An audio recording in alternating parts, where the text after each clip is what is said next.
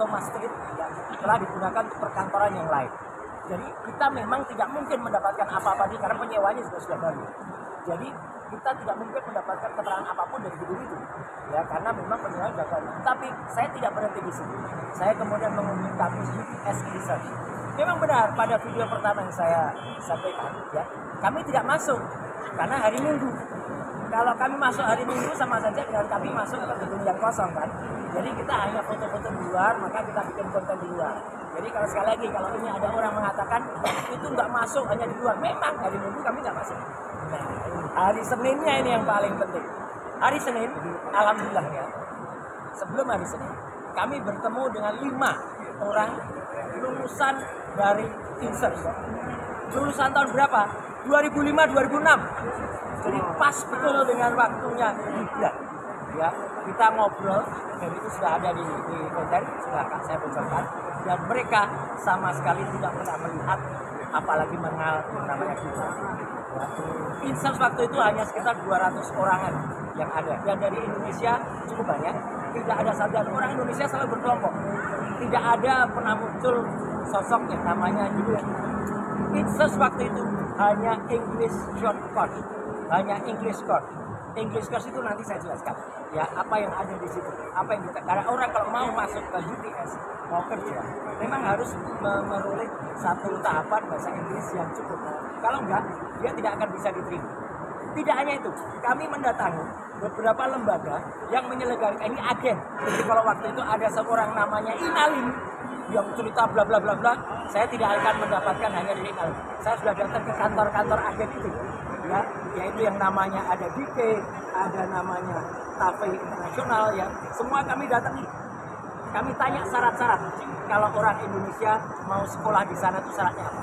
Jelas betul dikatakan syaratnya adalah harus lulus minimal adalah year atau SMA atau year ke 9 year ke 10 atau year ke 11. Jadi hanya lulus kalau bisa dia masuk itu kalau dia sekolah kelas 9 atau kelas 10 atau kelas 11. Di bawah itu ya kelas 10 dan kelas 11 ya, year 10 atau year 11. Kalau dikatakan oleh SES di Menjur ya, yang waktu saya datangi, Pak Michael datangi, Pak Dr. Resmond datangi, Bu Menuk datangi, kemudian ada Bu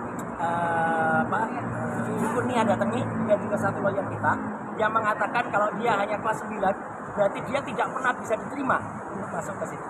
Apalagi dengan pernyataan Pak Iksan bahwa dia hanya 6 bulan. Tidak mungkin seorang yang hanya 6 bulan itu masuk. Karena untuk masuk ke sekolah-sekolah ini saja, ke lembaga-lembaga itu minimal syaratnya adalah kelas 11 ya atau kelas 10. Ya, jadi di sana itu dilaksanakan kelas 12 ya. Tidak bisa kalau dia tidak lulus tiba-tiba dia mendapatkan yang namanya surat penyetaraan. Nah, ini yang makanya kita tanya. Apakah ada surat penyetaraan yang kemudian semacam ini bisa, ini pun istilahnya salah. Surat penyetaraan ini istilahnya grade 12, grade 12. Tidak pernah dikenal yang namanya grade 1. Yang dikenal itu year. Ya, jadi year 10 or year 11. Tidak ada yang namanya grade. Dan akhirnya ini bukti kunci yang saya peroleh. Sekarang ya, kita tantang kepada Gibran Rakabuming Raka. Apakah dia memiliki ya, bukti seperti ini? Inilah yang namanya. Jadi betul Bu. Nanti dia akan nyetak. Ya, gitu. Apakah dia memiliki bukti ini? Ini yang namanya sertifikat UTS INSERT. Gak apa-apa, disem gak apa-apa. Saya sudah sembunyikan informasi yang rahasia.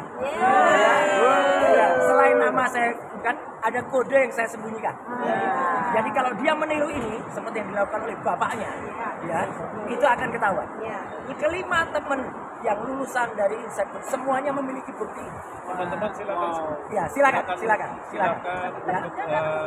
Namanya nggak ada, tidak dikenal. Mereka semuanya tidak mengenal yang namanya Gibran. Ya, teman-teman yang dan di sini, ya. ini pun ada nilainya. Nggak apa-apa, Yusuf nggak apa-apa. Ini sudah saya sembunyikan informasinya. Termasuk namanya saya. Ya, termasuk namanya saya. Ya. Jadi ini nilainya C. Jadi kenapa ada nilai C? Nilainya tuh macam-macam. Nih, ada nilai-nilai yang ada. Ini English course. Ya, certificate. Jadi sebenarnya dia untuk memperoleh namanya ranking 9 atau ranking 10. Dan disinilah rankingnya, di situ di bawahnya ada nilai. A itu artinya apa, B, C. Itu minimal yang bisa dapat. Kalau D, dia namanya fail. D itu nggak lulus. Ya. D itu nggak lulus. Ya, nah jadi, sebentar kok, ini paling penting.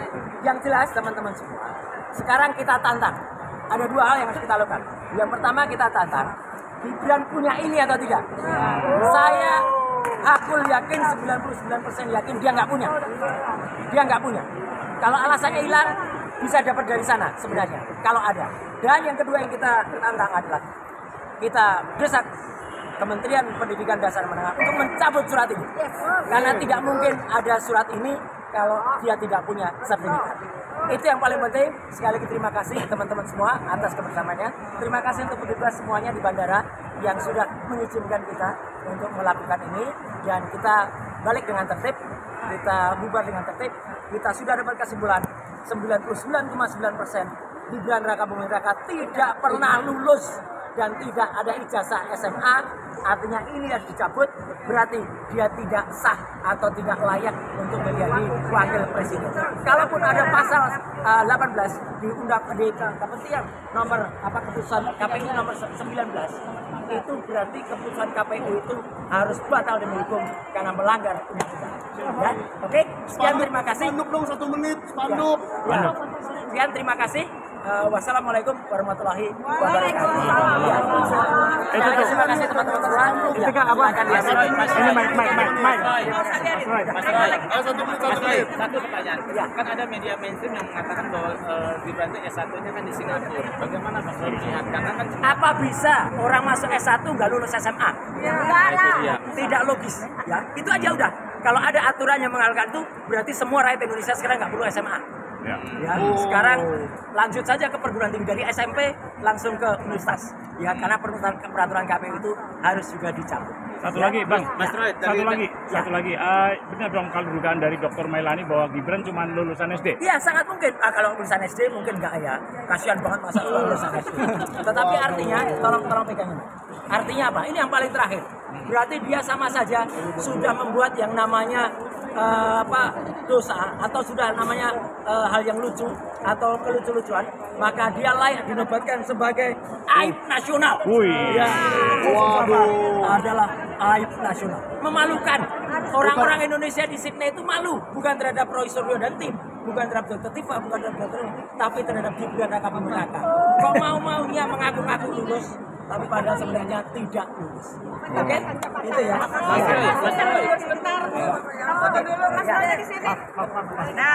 Oh iya, mikrofonnya silakan diambil. Oke. Fotonya cepet aja ya. hasil investigasi ini nanti akan Nanti akan kita serahkan kepada tim lawyer.